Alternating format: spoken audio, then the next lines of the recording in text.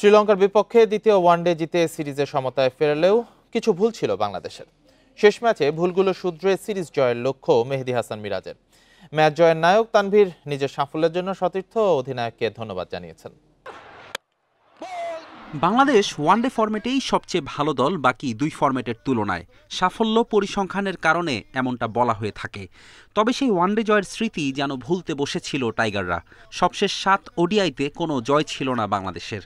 আফগানিস্তান উইন্ডিজের বিপক্ষে সিরিজ হার, এরপর চ্যাম্পিয়ন্স ট্রফিতেও শতভাগ হার।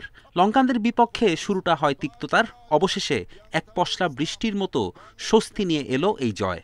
শামীম পাটোয়ারি অনেক দিন পর টিমে এসেছে এবং ও যেভাবে ব্যাটিং করেছে এবং যেভাবে বোলিং করেছে এটা আমার কাছে মনে হয় আনবিলিভেবল। এবং তানজিম সাকিবের আমি ব্যাটিংটাও বলতে চাই। আর উপর থেকে ইমন যেভাবে ব্যাটিং করেছে, সত্যি কথা বলতে এই জিনিসগুলো যদি আমরা আরও বেটার করতে পারি তাহলে আরও বেটার হবে।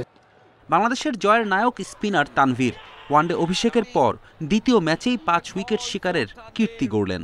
ক্যাপ্টেন আমার পাশে এসে বলল যে তানভীর বলাররাই মার খায়, তুই পারবি, ঠিক আছে, আমি তোরে একটা বিশ্বাস দিলাম যে তুই সর্বোচ্চ দিয়ে চেষ্টা কর, তোর ডিফেন্সিভ বোলিংয়ের কোনো প্রয়োজন নাই, তোর উইকেট টেকিং বোলিং করতে হবে।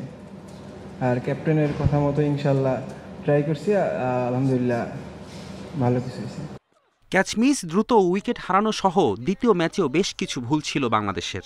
শ্রীলঙ্কার বিপক্ষে ওয়ানডে সিরিজ জিততে প্রত্যয়ী টাইগাররা, সেজন্য ভুল শুধরানোর বিকল্প দেখছেন না অধিনায়ক মিরাজ। দুইটা ম্যাচ খেলেছি আমরা, এখনো 50 ওভার ব্যাটিং করতে পারিনি।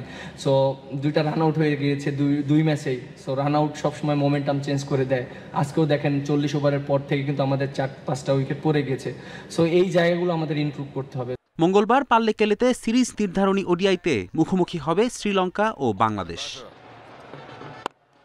ফেরদৌস ইসলাম, ইন্ডিপেন্ডেন্ট নিউজ।